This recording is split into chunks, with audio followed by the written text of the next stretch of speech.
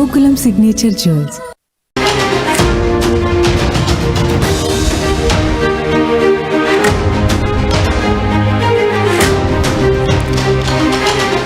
Breaking news.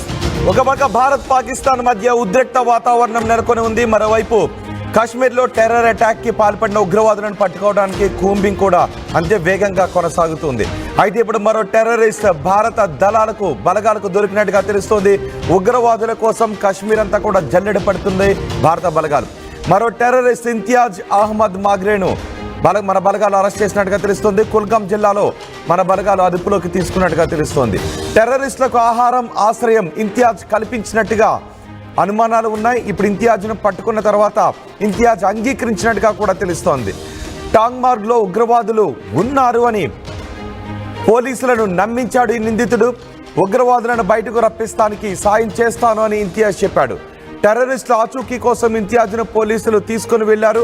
ఆ సమయంలో పోలీసుల కళ్ళు గప్పి వేషా నదిలోకి దూకేశాడు ఈ టెర్రరిస్ట్. ఇప్పుడు మీరు చూస్తున్న ఈ నది వేషా నది, అందులోకి ఆ టెర్రరిస్ట్ దూకేశాడు. అయితే అక్కడ నీటి ప్రవాహం ఎక్కువగా ఉండటంతో నీటిలో మునిగిపోయి ఇంతియాజ్ మృతి చెందినట్టుగా తెలుస్తుంది. ఇప్పుడు మీరు ఆర్టీవీ స్క్రీన్ పైన చూస్తున్న ఆ నీటిలోనే ఇంతియాజ్ పారిపోతున్న దృశ్యాలు కూడా మీరు ఆర్టీవీ స్క్రీన్ పైన చూస్తున్నారు.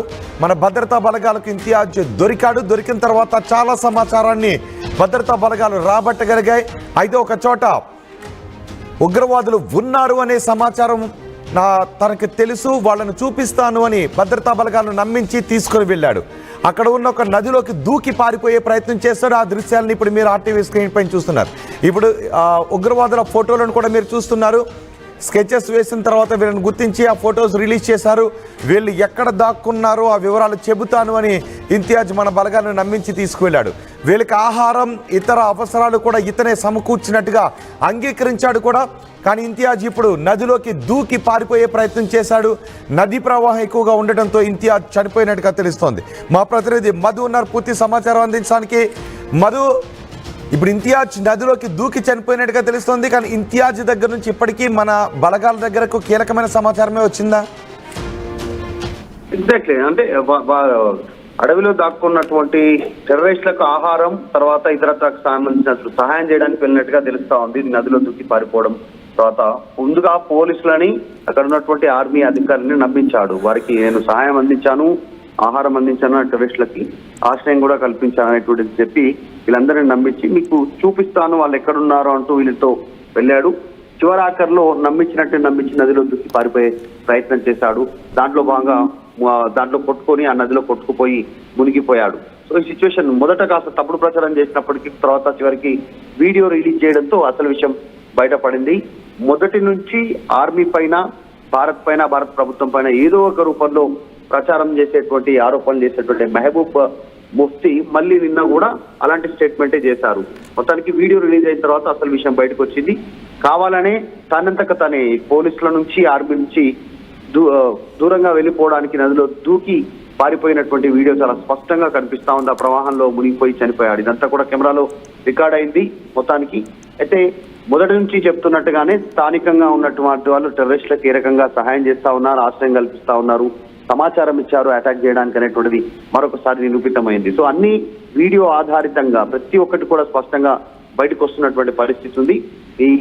ఈ వేషా నదిలో దూకినటువంటి ఇంతియాజ్ కొట్టుకొని చనిపోయినటువంటి పరిస్థితి నీటి ప్రవాహంలో కొట్టుకుపోయి మరొకసారి ఈ ఘటన పునరావృతం కాకుండా చూస్తా ఉన్నారు ఎవరైతే ఇన్ఫార్మర్ గా ఉంటున్నారో. ఎందుకంటే ప్రతి రోజు ఏదో ఒక సంబంధించినటువంటి లింకులు, పాకిస్తాన్ లింకులు బయటపడతానే ఉన్నాయి. నిన్న పంజాబ్ లో 2 ఇన్ఫార్మర్లు పట్టుబడగా నిన్న ఇదే సమయంలో మరొక వ్యక్తి నదిలో కొట్టుకుపోయి దూకి చనిపోయినటువంటి పరిస్థితి. ఇన్ఫార్మ్ చేస్తాను, పట్టిస్తాను టెర్రరిస్టులు అనేటువంటిది సమాచారం ఇచ్చి సో ఈ ఘటన వీడియో బయటకు రావడంతో విషయం వెలుగులోకి వచ్చింది.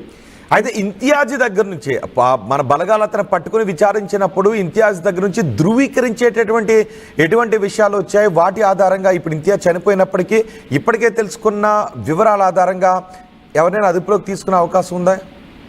అంటే ఇంకా ఎవరైతే అటాక్ చేశారో పాకిస్తాన్ నుంచి వచ్చినటువంటి టెర్రరిస్టులు భారతీయుల పైన, టూరిస్టుల పైన, వాళ్ళు ఇంకా అడవి దాటిపోలేదు అనేటువంటిది ఒకసారి కన్ఫర్మ్ అవుతా ఉంది. ఎందుకంటే చుట్టుముట్టాయి కేంద్ర బలగాలు, ఆర్మీ బలగాలు కూడా.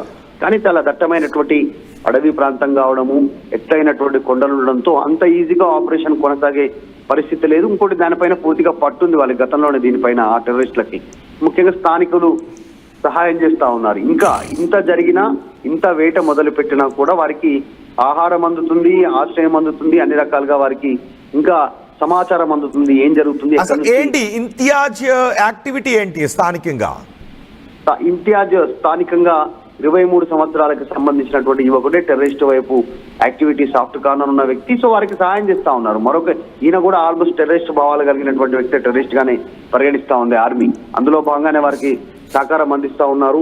పెద్దగా అక్కడ ఉన్నటువంటి వాళ్ళతో, వేరే వాళ్ళతో పరిచయాలు లేవు, కానీ ఇంతియాజ్ టెర్రరిస్టులతో యాక్టివిటీ ముందుకు వెళ్తున్నట్టుగా తెలుస్తా ఉంది. అందులో భాగంగానే వారికి సహాయం చేస్తూ, ఆహారం పంపిస్తూ, సమాచారం ఇస్తూ, ఆశ్రయం కల్పిస్తున్నట్టుగా అయితే భద్రతా బలగాలు గుర్తించాయి. అందులో భాగంగానే పట్టుకొని విచారిస్తే నమ్మించే ప్రయత్నం చేశారు. నేను వాళ్ళ దగ్గరికి తీసుకెళ్తాను, వాళ్ళు ఎక్కడున్నారో, టెర్రరిస్టులు ఎక్కడ దాక్కున్నారో ఆ ప్లేస్ కు తీసుకెళ్తానంటూ తీసుకెళ్తున్న సందర్భంలోనే ఆత్మాహుతి చేసుకున్నటువంటి పరిస్థితి. తను అంటే డైరెక్ట్ గా కంపల్సరీ సూసైడ్ చేసుకున్నట్టుగానే భావించాలి, పారిపోయినట్టుగా కాకుండా. అంత నదీ ప్రవాహం అంత ఫాస్ట్ గా ఉన్నా దూకి చనిపోయారు. అంటే సమాచారం ఇవ్వడానికి సిద్ధంగా లేరు.